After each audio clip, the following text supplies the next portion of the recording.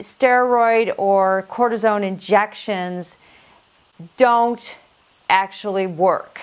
Cortisone is a mixture of lidocaine, which is a numbing medicine everybody's pretty familiar with. Your dentist has been giving it to you for years, and a steroid, an injectable steroid. Not the kind of steroid that makes you big and muscular, but it's a steroid geared primarily for injections and for reducing inflammation. They are actually super dangerous. And then around tendons, we know that steroids can damage soft tissue slightly. It can get rid of some fat, which some people might like, but can also damage some of the nearby tendons and ligaments. So, well-known side effects of steroid use: immune suppression, which increase your risk for infection. Number 2, cause muscle loss and fat gain. Number 3, elevate your blood sugar, increase your risk of diabetes. Number 4, very commonly known side effect is they create anxiety and depression, otherwise known as steroid psychosis. They are also very well known to create bone loss, vitamin D, calcium, and magnesium deficiency, and long-term use of steroids. In essence, if you're on them for long periods of time, actually create a dependency, because taking corticosteroids causes your adrenal glands, the glands in your body responsible for producing your own cortisol, to shut down, to start basically to stop working on their own. So you create a long-term dependency that can, again, bring with it all of these different side effects. A common area to get these injections is tennis elbow. But tennis elbow, and you have to listen to this, tennis elbow is not an inflammatory condition. It's degeneration. So if we inject steroids, there's actually a risk we're going to worsen that process. now you're right, you can do some damage, but some of it's a risk-benefit analysis. I have a patient that can't work, can't sleep, and if I don't give them an injection and buy them 4 to 6 months, they're going to have surgery. And what we're doing with the cortisone injection or steroids is the same thing, is you're actually treating the effect of the cause, and it does not do anything at all for the cause of why you're feeling the pain. I don't know who's going to get better. I don't know how much you would get better, and I don't know how long you would get better. And in fact, I can have patients with arthritis in both knees look the same on x-ray and exam, and one responds and one doesn't. So I don't have a clue. Unfortunately, physicians do not spend the time to really educate the patient about the damaging effects it can cause. Today we're going to plan on doing a aspiration of the fluid if we're able to, and then an injection of a local steroid and lidocaine combination. The steroid will have a cumulative bad effect on the tendon. A lot of the literature now, especially on knee replacements and hip replacements, shows that any injection within 3 months of surgery raises the risk of infection. So, if you're going to keep asking for those injections, you need to know that you have an increased risk of infection in that 3-month window. I'm here to get injections. Lift your feet for me just a touch. Which will hopefully loosen it up. How's that? And get some of the inflammation down so I can actually, walk and sit down and stand up in comfort. Be careful, don't lift. When a person opts to have these injections, I think a lot of times they don't even know what's being injected into them.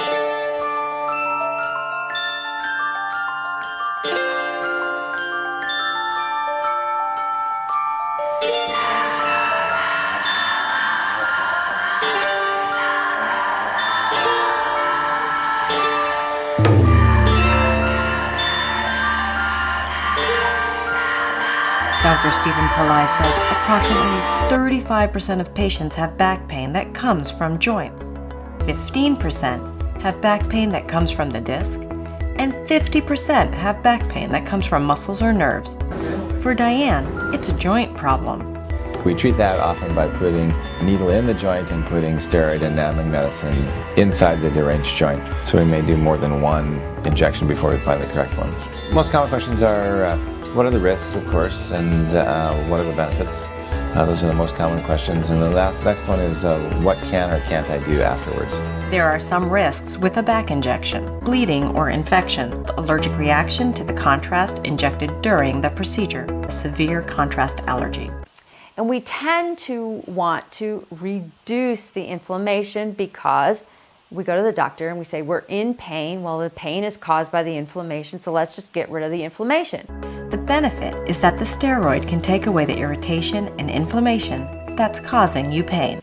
No, we need the inflammation. The inflammation is the blood and the lymph that's actually healing the injury.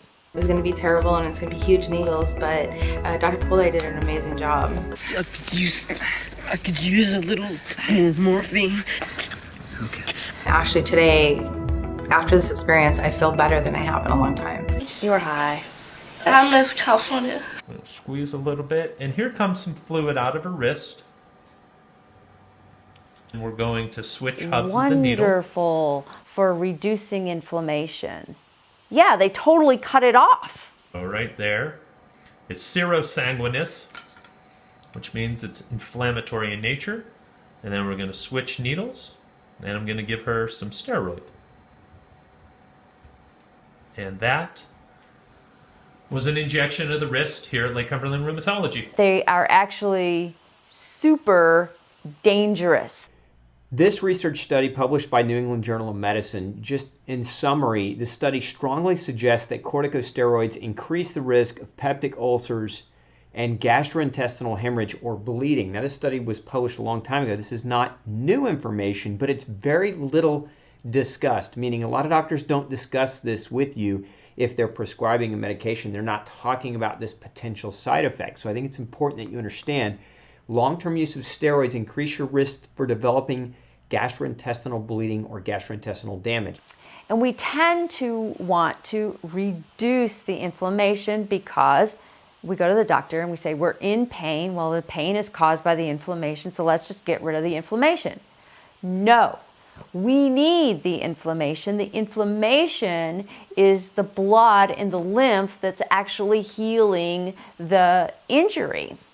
You're seeing a trend here. A lot of what steroids create is gastrointestinal damage. Because steroids block inflammation, the damage that they cause to the colon is masked until late in the course of the disease because they block pain. So the side effect of the drug is that it can create damage that would cause pain, but because you're taking the medication and it blocks the pain, it basically masks its own potential for toxicity. Yeah, I love giving that to people.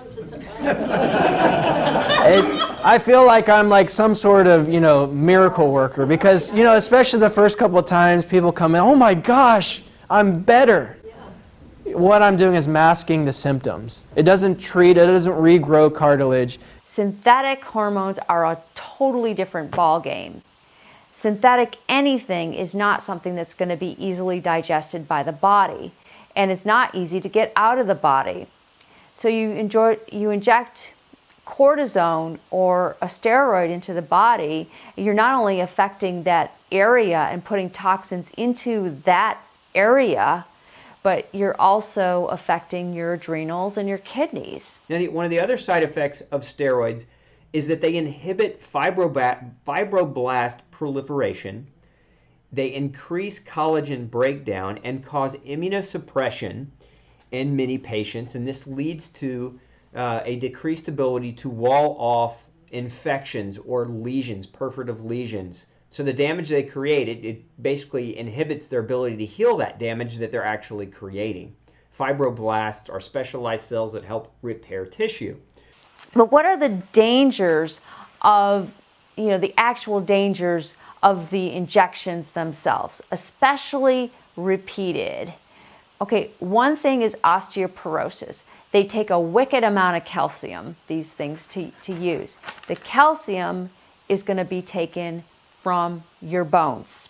So again, the problem here is long-term use of steroid can damage the GI tract, but because they block pain, can mask your ability to basically detect the damage until late in the game. And what that can lead to in the gut, if you're causing perforation in the gut, understand that can lead to infection because steroids also cause immunosuppression. And so if you pick up an infection in your gut while you're causing a hole, a leaky gut, if you will, damage within the gut lining, that increases your risk, you can see here, of gram-negative septicemia. What that means is that bacteria, the gram-negative bacteria, are now allowed into the bloodstream and can create systemic infection, causing a tremendous risk on your life. So very, very important that you understand. Like, have you ever noticed when you take a medication, like say an ibuprofen, how does it know where to go? It doesn't. So it goes everywhere. So it just shuts off the blood everywhere. So it shuts off the blood to your organs and to your other joints as well.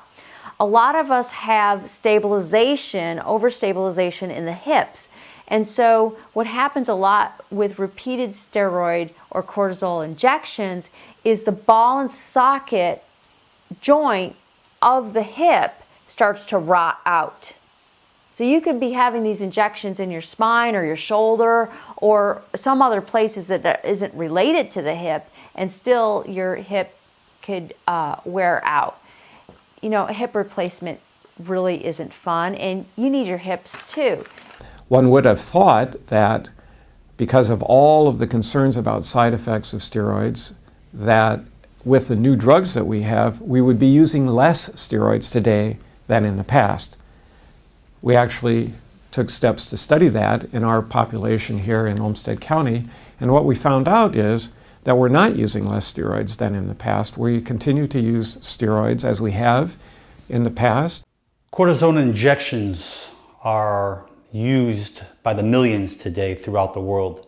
Primarily people who have inflammatory problems, primarily of the joints, tendons, and muscles. The needle's going to go in. One teeny tiny, itsy bitsy slip. And that thing goes into the dura.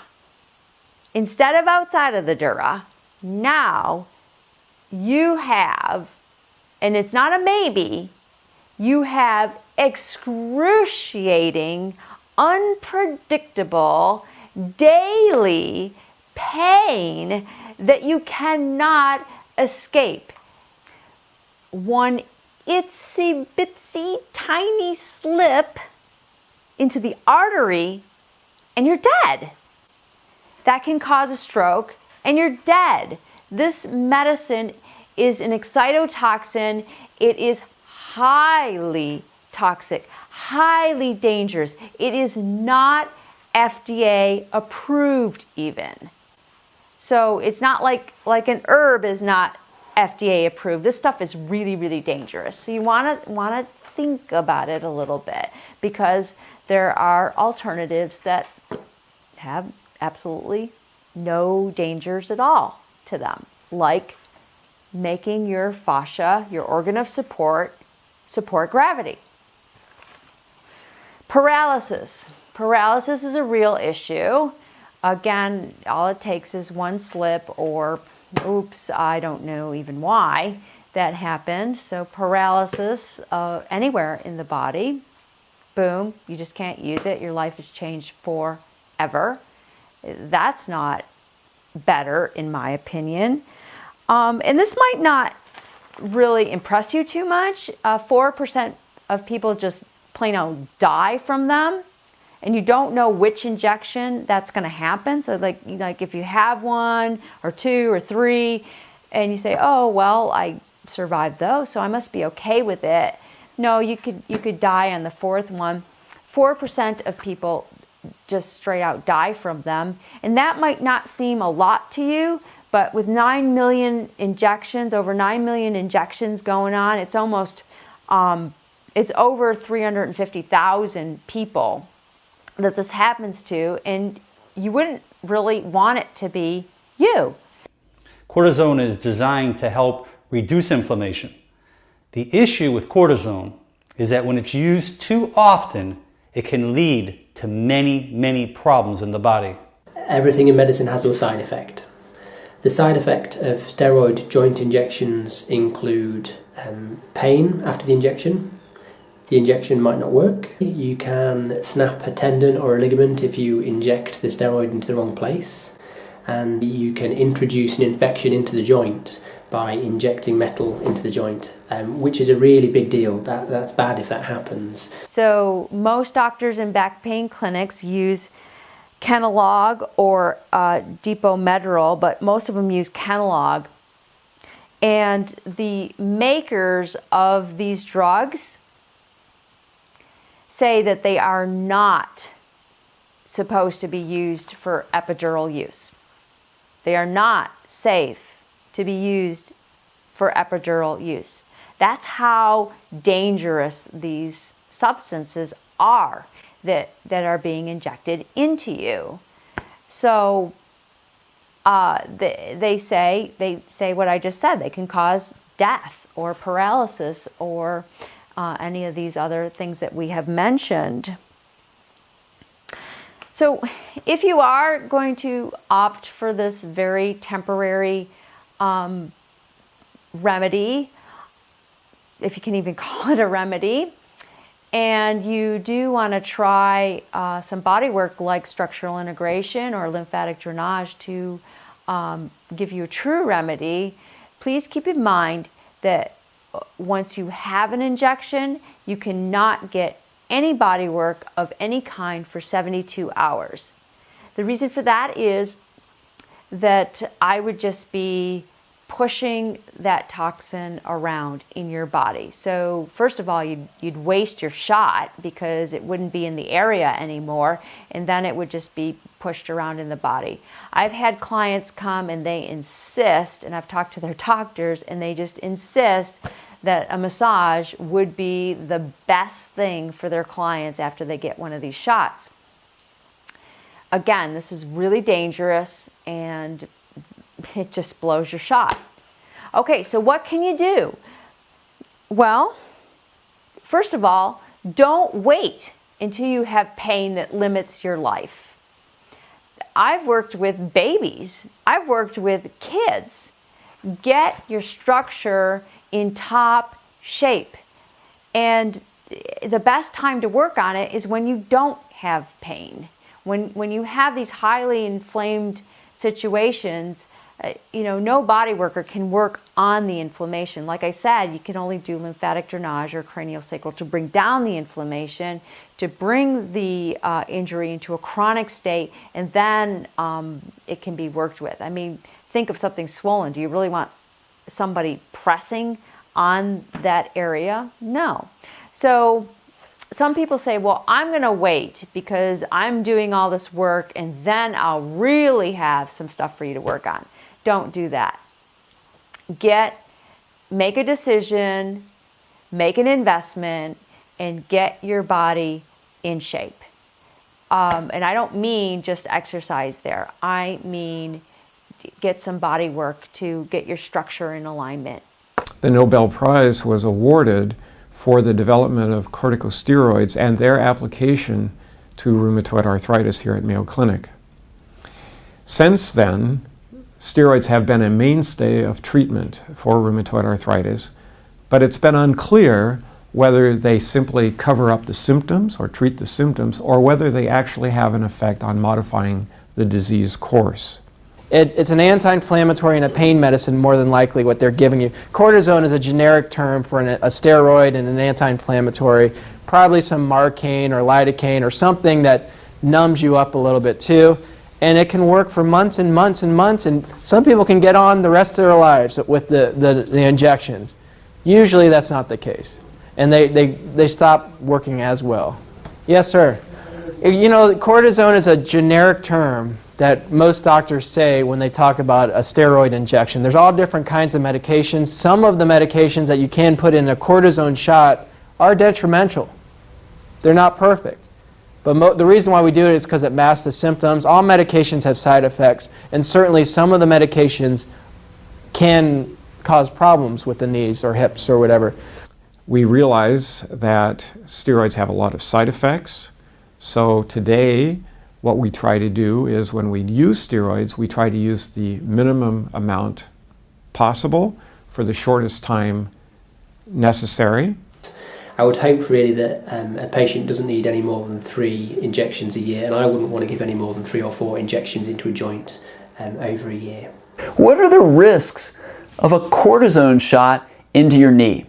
one of the most common treatments in all of orthopedic surgery, especially in the 50s, 60s, 70s, and on. But certainly as we've gotten later, and they still persist today, but maybe not quite as much, is the use of cortisone. Yeah, I love giving that to people.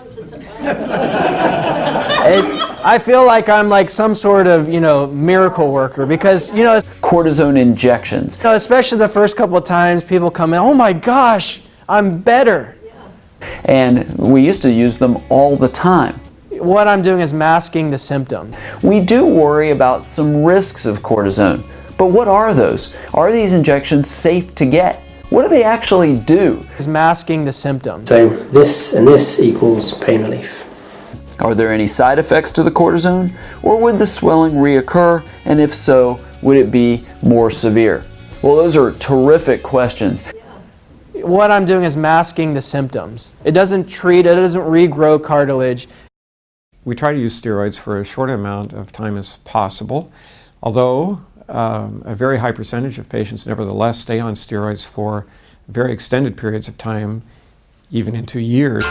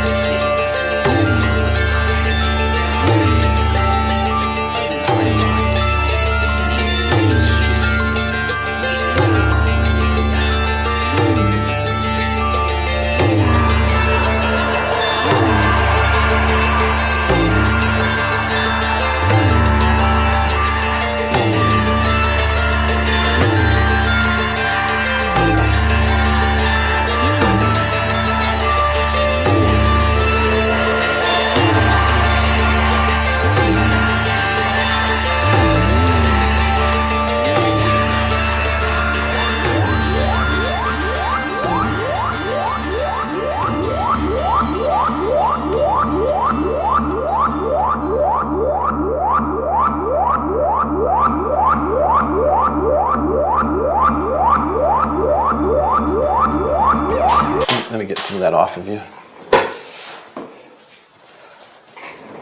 It's definitely not worse. How's that? Well, that's good. Because it probably will be in about 5 hours. Okay. But that's temporary. That's temporary. Until the cortisone kicks in. And all I need is like the Tylenol and stuff to... Yeah, that'll be fine for that. Okay. And cortisone is thought to be one of the options, at least, for early wear and tear changes in the knee. This is John Anthony here. I'm the $1 million man with a $1 billion plan. From Wall Street to Tokyo to Hollywood, all your big money is going to stay and play with me. That's right. That's why they call me the $1 million man. It would help everybody dealing with a knee problem, considering a cortisone shot as well. Subscribe to my YouTube channel. Click the subscribe button in the upper right corner of the page. Call the number on the bottom of your screen and ask for John.